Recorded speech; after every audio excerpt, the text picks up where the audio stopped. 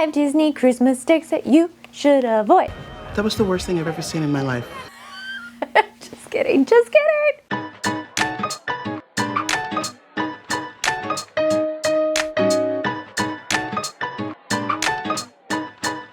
If you are a newer traveler or this is your first time sailing with Disney Cruise Line, we want to give you 5 mistakes to avoid when sailing on your Disney Cruise Line vacation. If you're a seasoned traveler, then you probably have a ton of experience and have learned the hard way some mistakes to avoid. Leave some of those down in the comments. What are things that you tend to share with others that you know are traveling that are big life lessons or travel lessons that you want to make sure they know? Let's start off with the big one. Don't sail without travel insurance. A lot of people will write off travel insurance saying, I know for certain I'm going on this trip. There's not going to be any reason that I'm going to cancel and I would need that refund from travel insurance. It is so much more than just having to cancel. With any vacation, a number of unforeseen issues could occur that could cancel or delay your trip or cost you extra money. So travel insurance is going to help cover some of those things. When considering a cruise vacation, weather is a circumstance that can never be planned for. When we're thinking of cruises that are in the Atlantic during the later part of the year, you may be thinking about hurricane season. There's been talk of El Nino recently. There's a lot more storm systems that could be happening during your cruise, and that may delay something or even cancel your trip. Maybe there's crazy weather in your area and it's delaying flights or completely canceling flights at your local airport. These are things that potentially are covered within a travel insurance policy that you would have to pay out of pocket for if you did not have coverage. There's other tiny things while you're traveling that could add up. Maybe you have lost your luggage. Maybe you're having to take extra transportation because of said lost luggage or a delayed flight or needing another way because you missed some scheduled transportation. These are things that could potentially be claimed in a travel insurance policy. One of the most important and valuable reasons to have a travel insurance policy when cruising are medical emergencies. Maybe you have to see the onboard doctor for sickness while you're on the ship, or maybe something more severe happens and you need to be transported off the ship via med-evac. These are the types of things that we know can add up quickly and cost big bucks if we don't have some type of insurance coverage to offset those bills. There are very strict rules and policies around each insurance policy, so make sure you speak with a representative from that insurance agency to understand what exactly your policy is going to cover if you need to fill out a claim.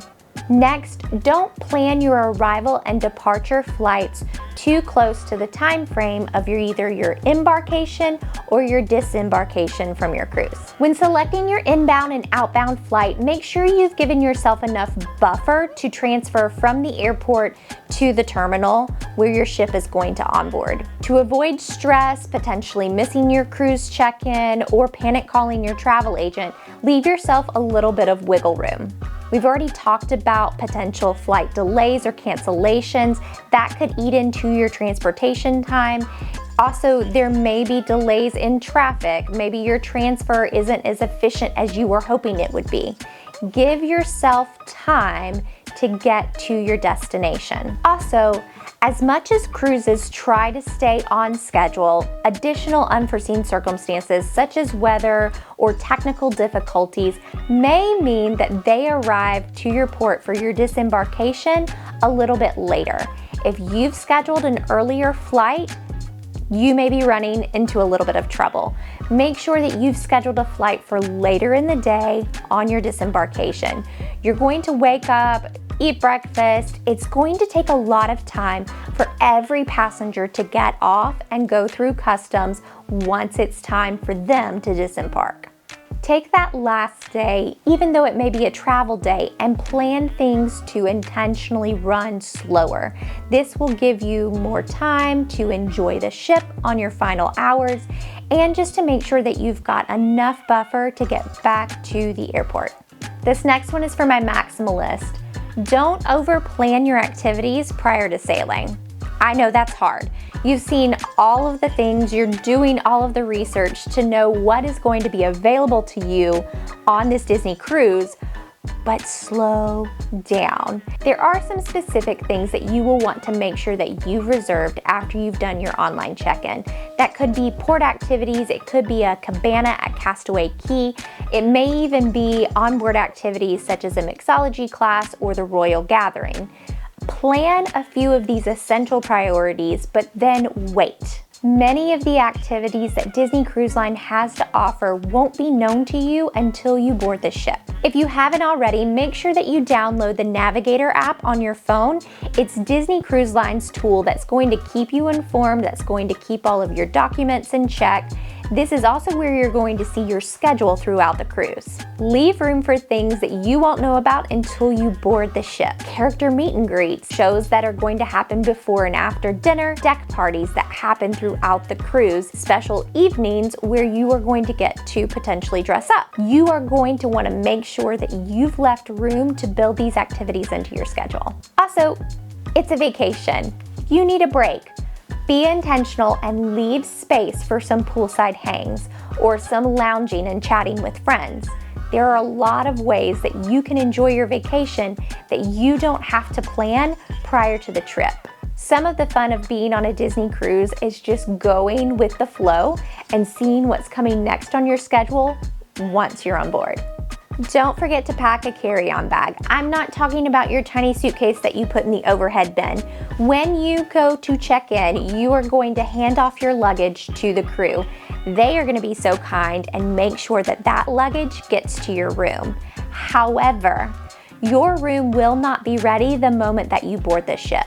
So for you to be able to start enjoying the amenities that are aboard your cruise ship, such as dining or playing games, maybe it's even some pool time with the kiddos, they always want to jump right in. Have a shoulder bag, have a duffel that has your essentials in them so that you can get started having fun right away. This probably looks like having your swimsuit, having a change of clothes, having any medication that you may need immediately. Keep these important things in your carry-on bag. Also, any alcohol that you may be bringing on board. Disney Cruise Line does allow for you to bring 2 bottles of wine or a 6-pack on board with you at the time of check-in, but you're going to need to keep those in your carry-on bag at the time of boarding. Once your stateroom is ready, you'll be able to settle in, get unpacked. Your luggage may already be at your stateroom door. It may arrive shortly after. But to not be caught in a bind, make sure that you've packed a carry-on bag with things that are going to be essential to enjoy the first few hours of your cruise vacation. Lastly, don't book a cruise without getting free onboard credit. Could you book this cruise by yourself? Yes. But will you get up to $1,000 in onboard credit? No. Onboard credit with Disney Cruise Line can pay for or offset the cost of activities, souvenirs, even port adventures. The Vacationeer offers free onboard credit just to say thank you for booking your trip through us. And seriously, it's free. You get started with a free quote by visiting vacationeer.com/YouTube. We walk you through the entire planning process. That part's free too. And we give you onboard credit, completely free.